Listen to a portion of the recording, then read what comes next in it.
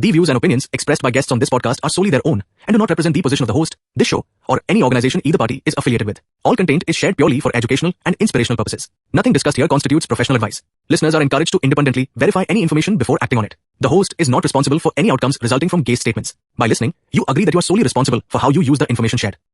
Welcome to the Tech Sharmit podcast, where technology is not just news, but the roadmap to the future. This is a space where we explore the latest tech trends, AI, startups, gadgets, and the ideas that redefine the way we think. Leading this conversation is Amit Sharma, globally recognized as Tech Sharmit. A technologist from Bharat, Amit brings an Indian perspective to the global technology landscape.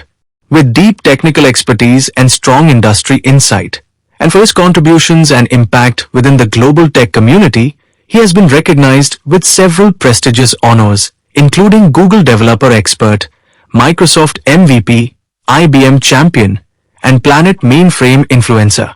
Through this podcast, he shares practical knowledge, real-world perspectives, and globally relevant thinking designed to help you stay ahead in an ever-evolving technology landscape. Before we begin, make sure to subscribe to the Tech Sharmit channel to stay updated with future episodes. And if you're looking to level up your skills, don't forget to explore the Tech Sharmit digital course book in the description box, where you'll find thousands of free programming courses curated to help you grow as a developer. So plug in your headphones and join us as we begin today's episode of the Tech Sharmit podcast. Hello everyone, welcome back to the Tech Sharmit podcast. Today I'm joined by another very special guest, Omotayo Aina, who is joining us from the United Kingdom. If I talk about Omotayo, then he is one of the well-known Google developer expert, senior solution architect, and a visionary AI leader. So in today's episode, we will talk about his journey into enterprise architecture, AI engineering, and multi-cloud computing. But before we get started into all of this, I would like to thank Omotayo for joining us today in this episode. And now I request you to please initiate the discussion by telling us something about yourself. Yeah, thanks, Amit. My name is Omotayo Aina, and I think you've spoken a lot about me already, so I don't know what else to add to that. But yes, I'm currently in the UK, and I work as a senior solution architect, and my focus is on AI itself. So originally, I started being a programmer, moving on to networking, and I'm coming back to being a programmer and all that, and now fully focus on AI space itself. Okay, that's great. We all can see the work that you are doing towards the AI community, and I think really that is very appreciative, especially as a Google developer expert, you are also contributing. So this is also very inspiring for other generation as well. So let's start the discussion. We just wanted to know about your journey, your work, and also the projects on which you are currently working upon. So first of all, I want to ask you, because you sit at the intersection of enterprise architecture, AI engineering, and cloud. So what do you think? That's because this is quite a rare combination. So how did your career evolve to cover all three areas? And was it a deliberate plan for you, or it all happened by the time? Yes. Well, I won't say it's deliberate, but it just doesn't happen that way. It's sort of a plan in a way that getting the best out of career at the end of the day, and it's still a journey that I'm still pursuing. I started, as I said earlier, as a programmer, trying to understand how to program with different program languages, starting with C++, C++, Python, Java, experimenting on all that. But then I think the core aspect of what has brought me to where I am today is mentorship. So I have an uncle who is very keen on seeing me being successful and mentor me on his path. He happens to be a database administrator at the time. So he worked with telecommunications and all that, and tried to let me know more about, Oracle databases, Solaris, Linux system, how everything linked together, and how that can be very helpful in my career journey. And then he decided that he shouldn't stop there. He shouldn't just narrow me on his own path, He introduced me to another friend of his so that I can learn more from him. He focused on networking. So, having a session with two mentors all, at the same time, trying to understand what each of them are focusing on, and then trying to carve a space for myself as well, has really, really helped me to diversify, to learn a lot along the line. And one of the things I learned from one of my mentors is that you need to be good at everything, even though that seems impossible, but it's possible from his point of view. Learn everything possible so that when anything comes up, Yeah. you can stand the challenge and then take it on as it is. So that has been the bedrock of my skill set. Cutting across these three key changing space within the IT world. Okay, all right. So now we have the picture behind the scene, like what all things happened in your initial journeys and how it all got started. And later we can see that you hold the TOGF certification, and you are also one of the well-known Google developer expert in AI field. So if you had to think about it, like which of these credentials challenge you the most to earn, and what did you teach? What did it teach to you beyond the exam and beyond the other thing that we do in our academics journey? Well, I would say one of the, I think you've mentioned thinking back, about it. I would say the TOGAF one, the open group architecture framework itself. It's a bit very tough, I would say, because it takes your practicality. You want Mm-hmm. to, so the whole idea of the certification is to actually see you as an enterprise architect or as a solution architect or whichever Yeah. areas that you focus on is very practical in a way. And the exams are also very practical. It comes with two nature of exam. One is objective, but the core aspect of the exam is more practical, like hands-on thinking on the spot and responding to what should be the right approach that you take, because you're dealing with something that it's not just about the any answer. It's not about getting it right, but getting the best, selecting the best approach for a solution around architecture. I would say that's the difficult one. And one of the things I learned about that particular certification, it's the bedrock of everything.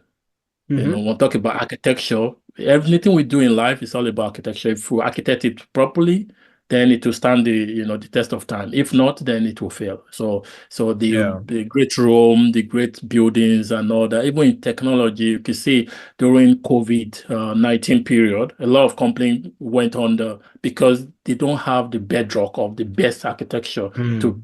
keep them, afloat during those pandemic period. But if you see the likes of Google, the likes of AWS, the likes of Microsoft, who have the core patterns or the core architecture built into their solution, they're able to stay the test of time. Even the Zoom itself also was able to accommodate a lot of people with traffic and all that. So that's the advantages that we see from architecture. It doesn't come out like something you see, when people are taking that kind of leveraging on those, bedrock, design or implementation the architecture put in place. But when something goes wrong, it can be the savior at the end of this. So it tests Yeah. everything about technology that we're that have learned, and then continuous learning. So it's a very core aspect, and it's not a certification that you just rush into. It took me a couple of months, if not up to a year, to actually prepare and get ready to be able to take on it. So it's very, very it's a key one for me, I would say. Yeah. Okay. Okay, Omotayo, so we talked about your initial days, we talked about your achievements and accomplishment, including Google Developer Expert and TOGAF certification. Now we would like to talk bit about your work towards AI. So because you have expertise on AI, so I just want to ask you few things regarding the enterprise system.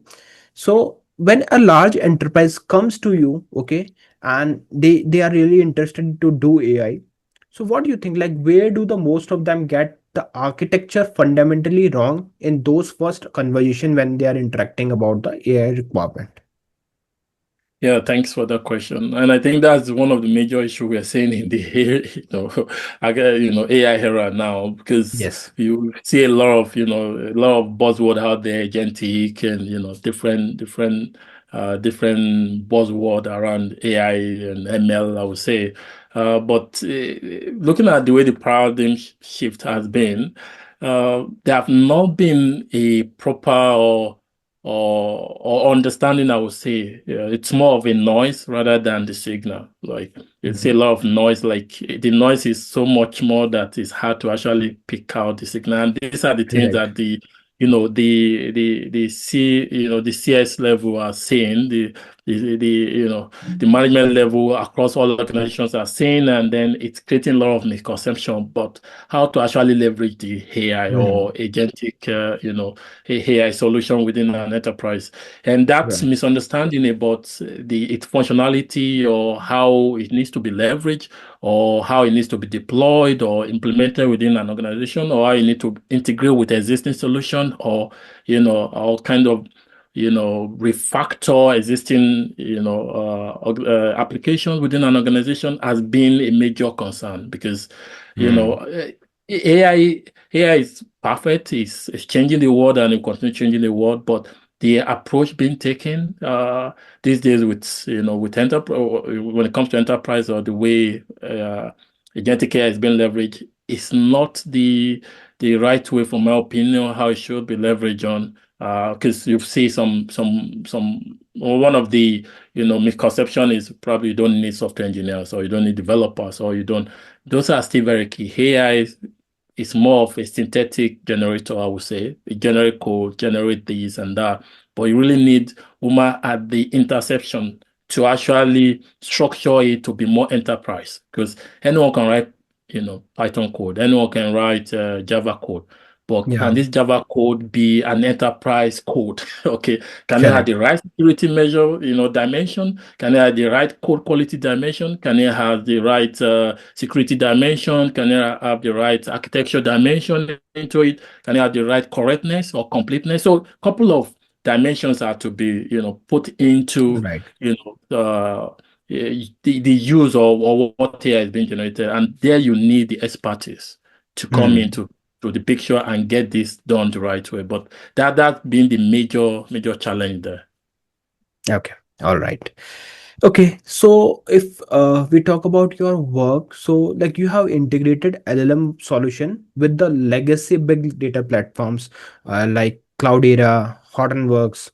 So what does that kind of brownfield AI work actually look like on the ground? Okay, again, we will talk in the terms of reality beyond those hype Mhm. and beyond those market narrations. So how you look at towards the brownfield AI work?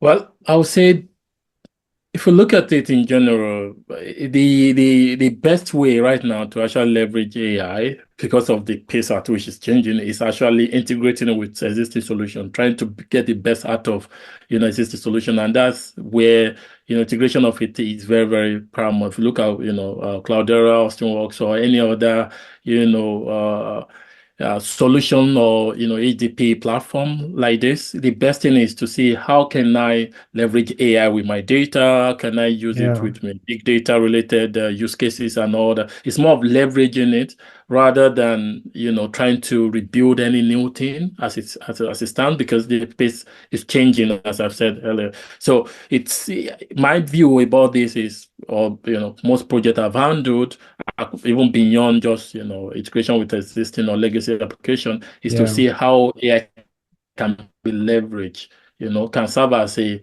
an integrator, or something that enhance, or, how to make kind of harness AI within that existing application. So Mm. that's the way I see things going, because things are really changing very rapidly.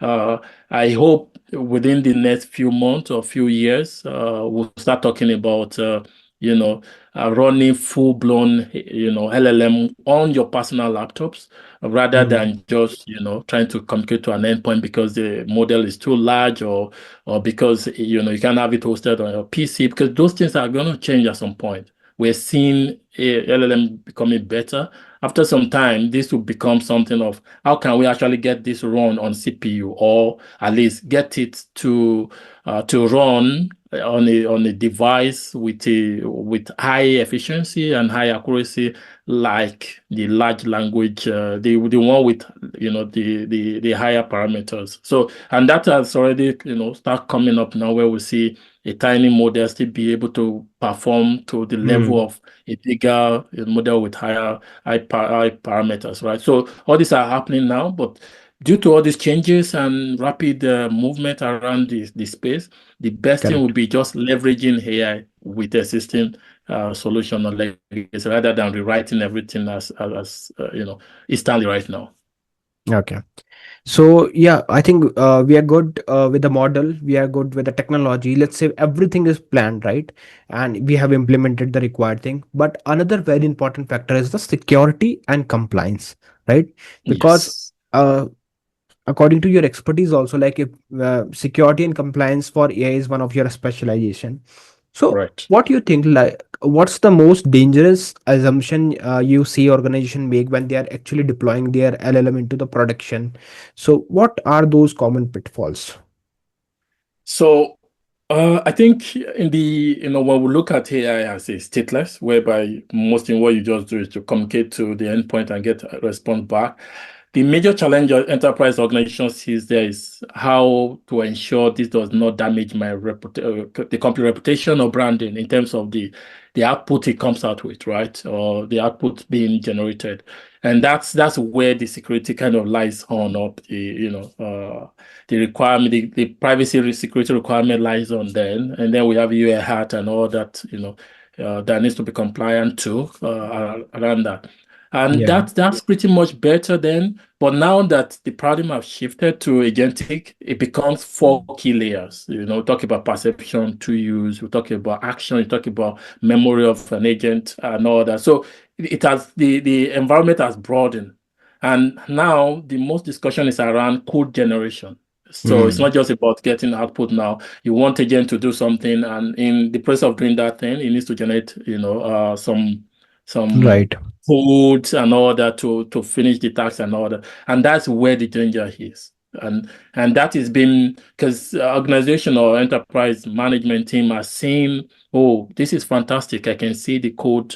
I can see the application generated in few minutes or in few seconds in some cases. And like, oh, this is fantastic. They sometimes forget about the reasoning of the agent itself. What are the things the agent communicates to, or how does it achieve what it achieves? What are the things? What are the stages it passes through to get to where it got to produce this output and all that? And putting that, in a customer facing environment on a large scale can become very weird, or can turn out to be not so good in most cases, if not properly architected properly. And this is still missing because the hype and the new baby in town, it's that kind Yeah. of nature is still there. And I think it might take some time, maybe a month, maybe a year or two, for enterprise to start seeing this as a concern and start finding a way to fix that.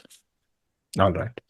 Okay, so now moving ahead, Omotayo, I'm going to ask you a one difficult question, maybe, because Okay. you work with LLMs from Anthropic, Google, Meta, Mistral, and AWS. So, striped of marketing, what are the real practical difference between them? What actually matter in enterprise deployment? So, because you have worked with all of them, right? So you have Yeah. to draw the parallels, like what you loved about their work culture, or particularly in terms of enterprise deployments.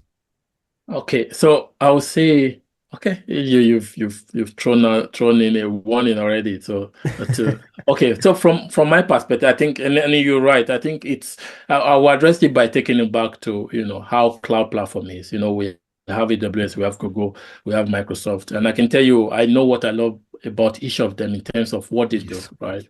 And the similar thing goes with the LLM as well.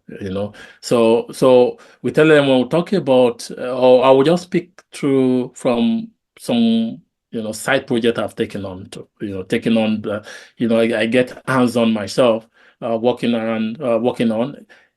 using different models, right? So if you look at, I will start with Google. If you look at Google, Google has, its selling point, I would say, in a way that areas where you can tell, oh, Gemini model is just the best in this aspect, right? And Yeah. if you look at Anthropic, for instance, working with maybe Fable 5 or Pulse 4.8 and the rest of these other series, model series, you say, oh, he's very good at this area in terms of things he's able to do and all that. And similar thing goes for AWS. Similar thing goes for, Open AI, like the Microsoft OpenAI or OpenAI itself. So if you look at what the GPT, maybe GPT 5.4 or the different series of it does, you kind of see where they are good at, and there are benchmark out there that also tells on the differences. But basically, I would say it can be a bit tricky to want to build a full-blown application, or it depends on the application anyways. But in some enterprises, we've seen situation whereby you see a mixture of these models. Maybe you want to talk about content generation, you see someone using Gemini for that to Yeah. generate maybe report or generate some key content related for efficiency, for accuracy, for well quality content generation. And we're talking about maybe code generation. You see someone, trying to select between cloud, maybe the Okay. Fable 5 for, or Pulse 4.8.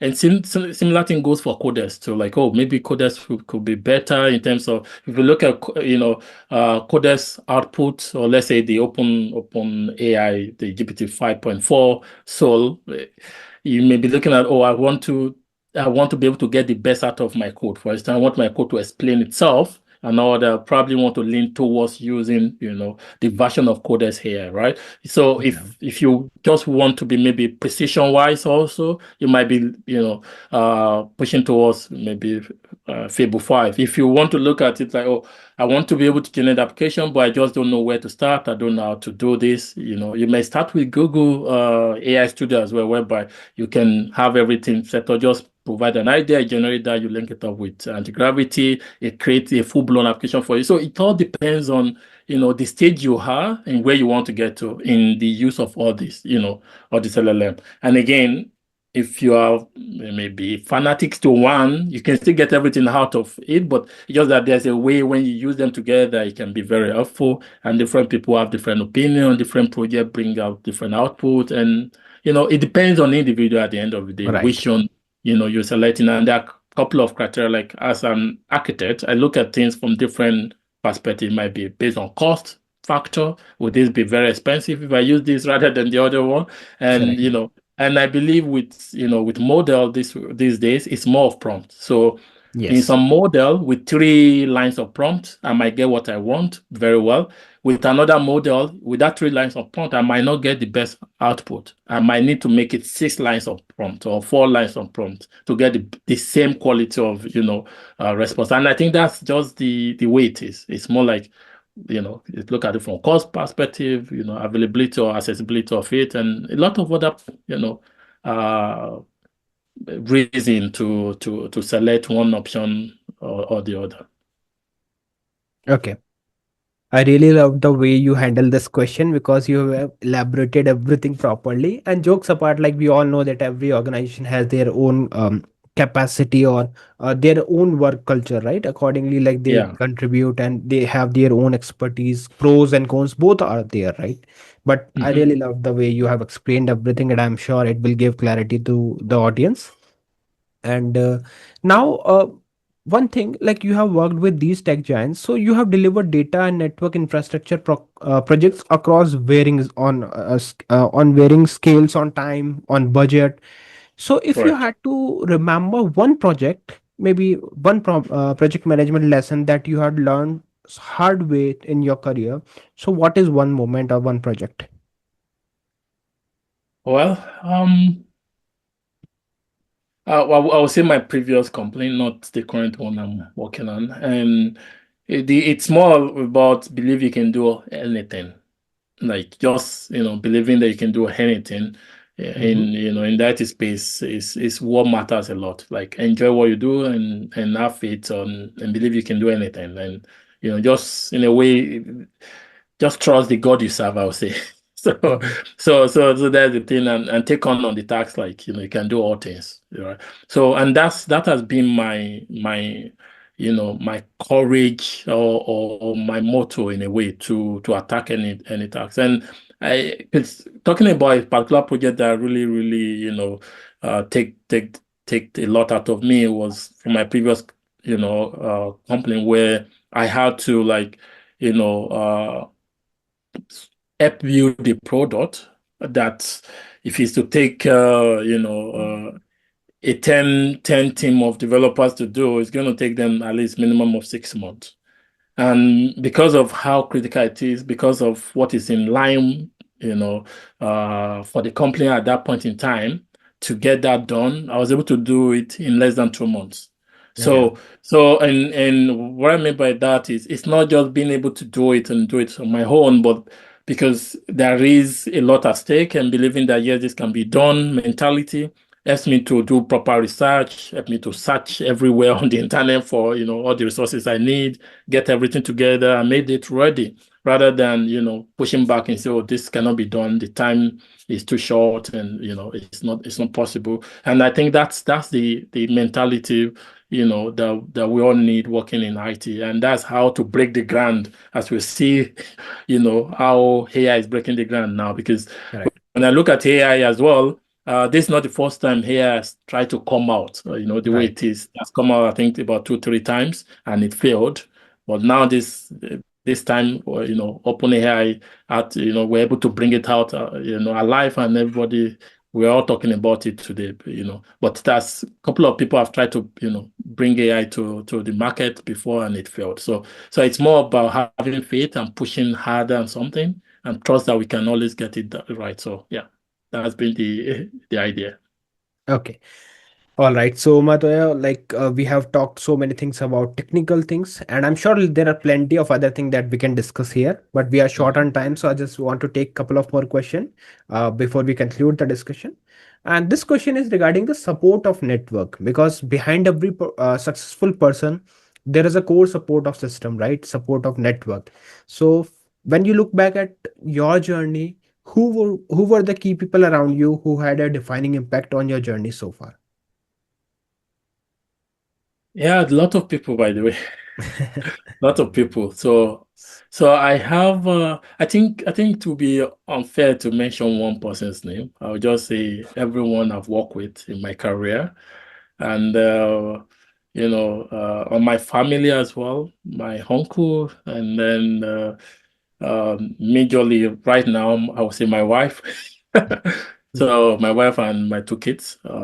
So they've been awesome. A lot of time that is busy on the laptop, and then no time for play now. So they've been the backbone, helping me to study, experiment, try things out, work on side projects, and get things done the right way. But yeah, so a lot of people I've met in my career across all organizations I've worked with. If I mentioning name will lead to me missing one person's name.